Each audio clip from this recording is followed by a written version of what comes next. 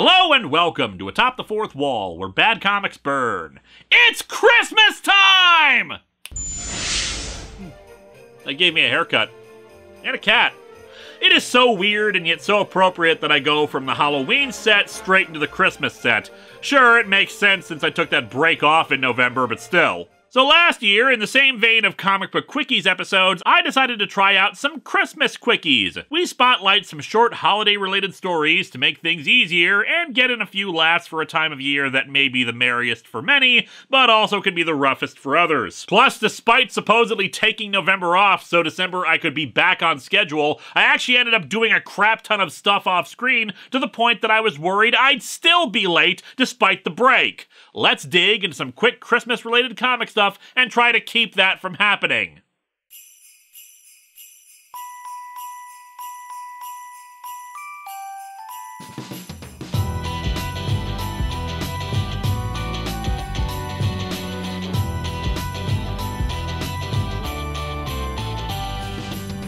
Welcome to Atop the Fourth Wall, where Yuletide candles burn. Linkara's gonna give you all a present you've not earned.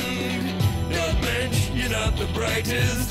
Frank Miller, you're off the nice list. If you're a comic writer who misuses a license, your gift will be returned. Digging through the shelves for the kind of comic books that would turn Santa's elves into common crooks. He reads them and he weeps while down the chimney creeps. Pajamas with a Marvel trade to watch him when he sleeps.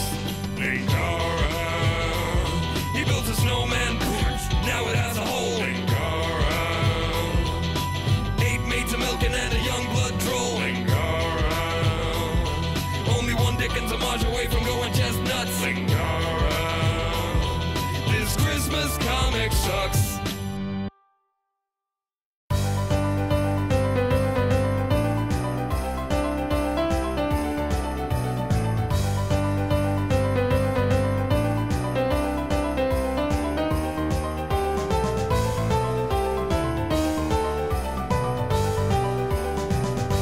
Let's start things off with a little ad for those out there who want to buy their kid a bike this Christmas. Jimmy's biggest Christmas. Thanks to Dad. Up yours, Mom. You contributed nothing. Mother, Jimmy and I are going Christmas shopping. Nothing better shows off the holiday spirit than creepily calling your wife Mother.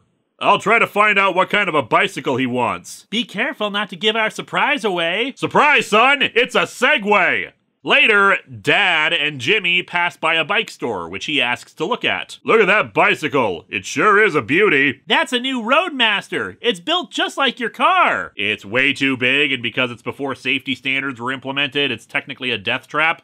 See, Dad, the stoplight works off the brake, and it has a powerful search beam headlight. I can blind all the drivers in my path! Look into my deadlights! The chrome Gothic fenders are like the fenders on 1950 cars. I found this on a comic printed in 1949. Shouldn't that just read, like fenders on cars? There was never a bicycle like this when I was a kid. Imagine a Shockmaster fork.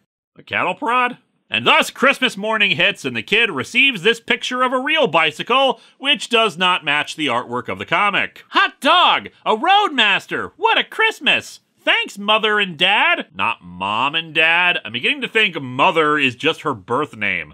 Also, since this was apparently Jimmy's biggest Christmas, all Christmases after this went downhill fast. Let's move on. Earlier this year, in the proper Comic Book Quickies, we talked about ads for Marvel and DC's subscription services. As far as I know, there aren't little mini-comics ones for Christmas wherein Carol Fane tells Santa Claus how to get copies of Detective Comics to the North Pole or anything along those lines, but Marvel did have holiday ads for the subscription that were themed for the season, producing original artwork for them. And thus we have this one, wherein Magneto, Dr. Octopus, and Dr. Frickin' Doom are caroling together outside this house while Spider-Man sneaks in through the chimney. It's a diabolically Grinchy plan. The residents of the house are so distracted by the singing supervillains that they don't see Spidey coming in to steal their presents. Hell, I'm joking about that, but wouldn't that make sense if this was inverted? Like heroes singing carols while a villain snuck in through the chimney to steal stuff? I also have to wonder if the lyrics for these songs were changed. Deck the halls with Marvel Comics, fa la la la la la la la la. Doom will steal your electronics, fa la la la la, eat it, Richards!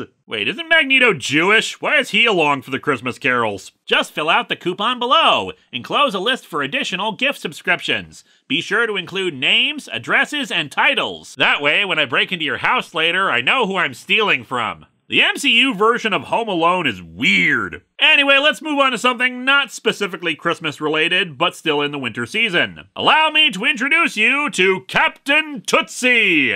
Yes, Tootsie Rolls and Tootsie Pops had their own superhero in ads for a while. That's not unusual, of course. I mean, bear in mind, we've already seen ad-only superheroes like AAU Superstar before. No, the weird part about Captain Tootsie is that despite being a character created by a large corporation for advertisements, especially for one like Tootsie Roll Industries that still produces candy today, the character has apparently fallen into the public domain. So the thousands of you out there who have been eagerly waiting to make a Captain Tootsie revival comic, now's your chance. I kid, but Eric Larson did just that. In the mid to late 2010s, several issues of Savage Dragon feature the return of Captain Tootsie in several issues. Also, reading the descriptions of some of these issues, they might involve sex dolls and penis monsters.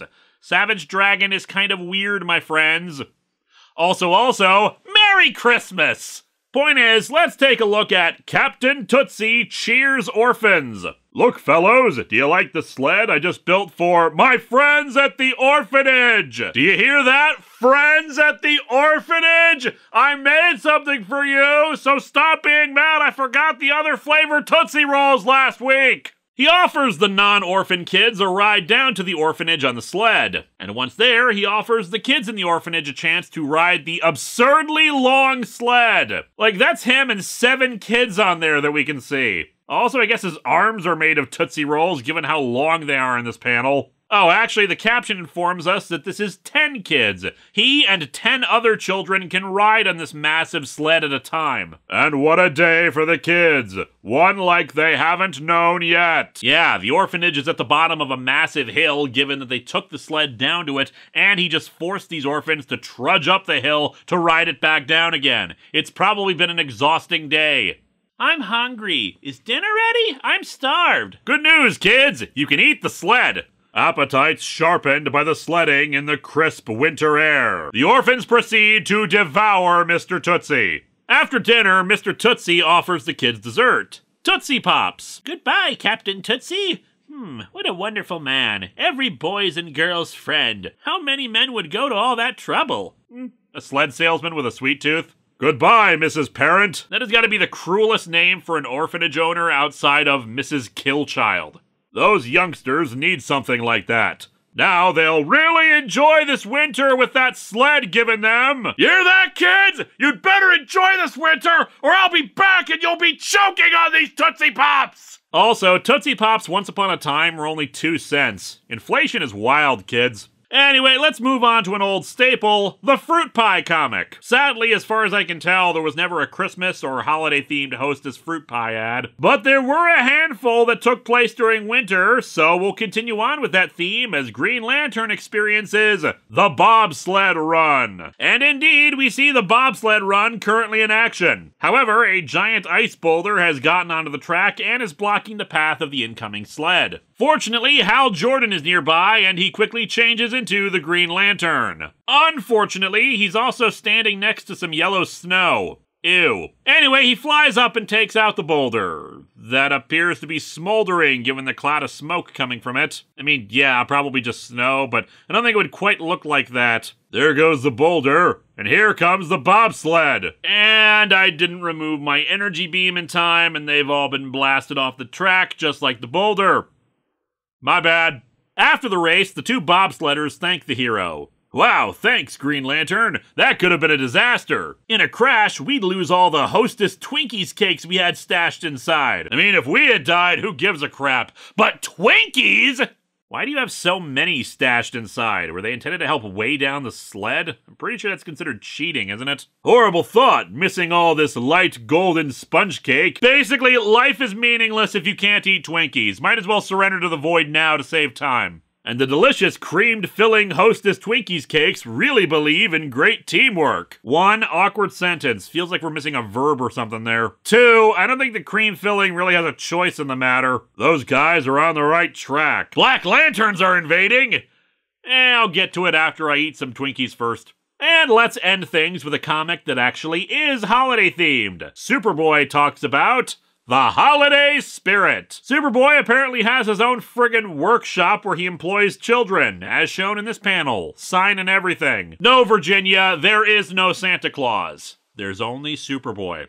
A kid has to leave early to buy some Christmas presents for his parents. I thought you were gonna give your mother that magazine rack you're making. No, I changed my mind. I've gotta give my folks some bang-up presents. Meanwhile, at this kid's house, thousands of magazines are strewn about everywhere, no place to store them. After all, I'm expecting a two-wheeler for Christmas. Oh boy, I'll get my own dolly cart! Gosh, that's just what I want for Hanukkah. I hope I'm not disappointed. Aw, they got me a furniture dolly instead. Another kid enters. Hey fellers, pipe down. Here comes Pete. He probably won't be getting anything this year. I heard my dad say his mother had been sick so long, his dad's almost broke. This comic is from 1953, so crappy medical costs have just always been a thing here, huh?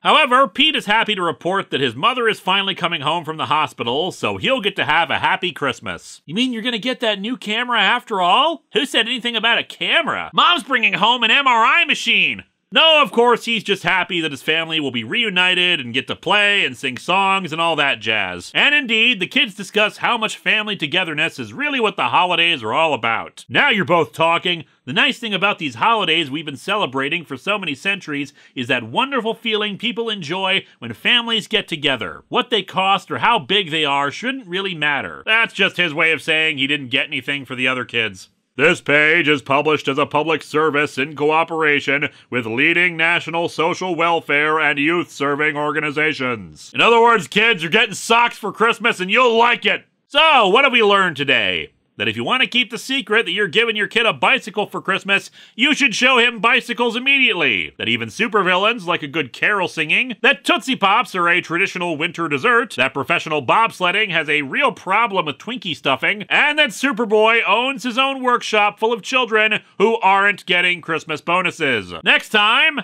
Well, most of these little comics came from Golden Age sources, and we did have to skip Secret Origins month this year, so what the hell? Let's take a look at a goofy old Batman Christmas comic from the 40s.